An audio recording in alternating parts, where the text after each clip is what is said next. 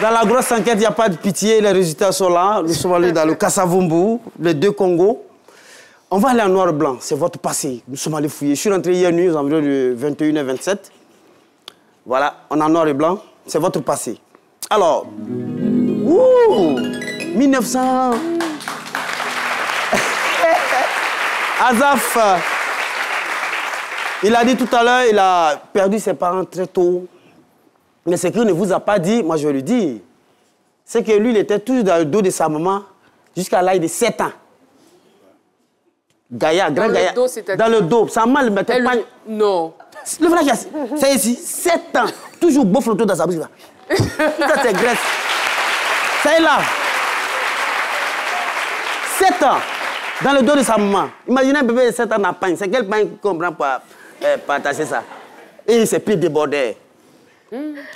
Il fréquente au groupe scolaire Nzoukele, le secondaire à Sermago, ville de Lemeti. Une enfance très, très agitée. Très, très agitée et avec des galettes. Vous voyez les enfants qui ont toujours galettes et puis très nerveux qui provoquent leurs amis. C'est lui qui est là. Très palabreux. Très palabreux. Franchement, son père ne lui faisait pas de cadeaux. Ah oui. Sévère, rigoureux dans l'éducation. Et parfois, c'est que les voisins disent que quand on est quitté, ils disent que souvent, quand il va faire palabre, quand il vient, ils entendaient des bruits, paix. On ne sait pas si c'est chicotte. Mais tu as dit qu'il y avait des bruits sur lui. Alors, école buissonnière, à ne plus faire maintenant, il partait pas à l'école. Il partait quand il veut, comment il veut. Je vous en prie, mon pasteur, ce sont les résultats de la guerre. Ne me regarde pas comme ça. Franchement. Alors, ce qui est bien dans tout ça, c'est qu'il ne s'est pas du tout ennuyé dans son enfance. Il était partout. Partout. Alors, finalement, tu sais, Dieu, c'est vrai qu'il n'a pas...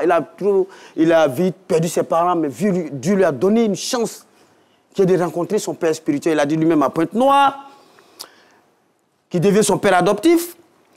Et on a compris là que Dieu venait de mettre un point noir à Pointe-Noire sur cette vie d'enfance très agitée.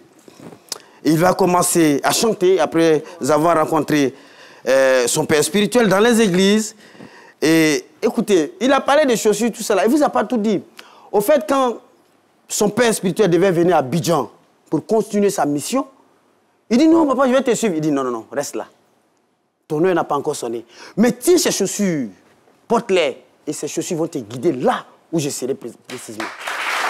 Voilà la vraie vérité. C'est pourquoi quand il parlait, je dis, est-ce que c'est qui dit la même? C'est ici les résultats. Alors, et ces chaussures, donc c'est pour vous dire, vous qui rêvez aux Champs-Élysées aujourd'hui, si vous n'avez pas la foi, c'est dans le champ de M. Élysée, vous allez partir travailler vers RMA. C'est la foi qui l'a conduit. Alors, tellement qu'il avait, son père spirituel lui manquait, il a commencé à faire des rêves. Et dans ce rêve-là, il voyait toujours l'école Léna, aux 2 plateaux. Ouais. Non, ne dites pas, c'est les résultats, c'est même pas à discuter. Il voyait Léna. Il ne discute même pas. Non, parce que souvent quand on donne des résultats, il faut ça. Oui, oui, c'est vrai. Non, vous n'avez pas besoin de dire c'est vrai, ça est là.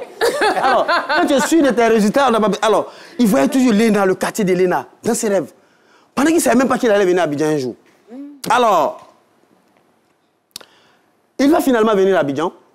Et quand il vient à Abidjan, il va prendre son indépendance spirituelle, musicale. Et ce n'est pas par hasard. Parce qu'il va mettre les pieds ici le jour d'indépendance de la Côte d'Ivoire, le 7 août 2009. Wow. Pendant qu'on célébrait l'indépendance, lui prend son indépendance spirituelle et il arrive à Abidjan et voit exactement Léna. Et derrière Léna se trouvait l'église de son père spirituel. Aux 2 plateaux. La chose spirituelle, c'est fort. Là encore, la galère. Parce qu'en Côte d'Ivoire, c'est pas facile quand tu viens, il y a tout ici. Hein. Musique que tu veux venir faire là, tu vas trouver son babadja ici. Il va commencer... Ah oui. Vous avez 30 secondes, monsieur. Je vous en prie au plaisir, madame Nassili. Alors, donc, il va venir galérer jusqu'à un jour.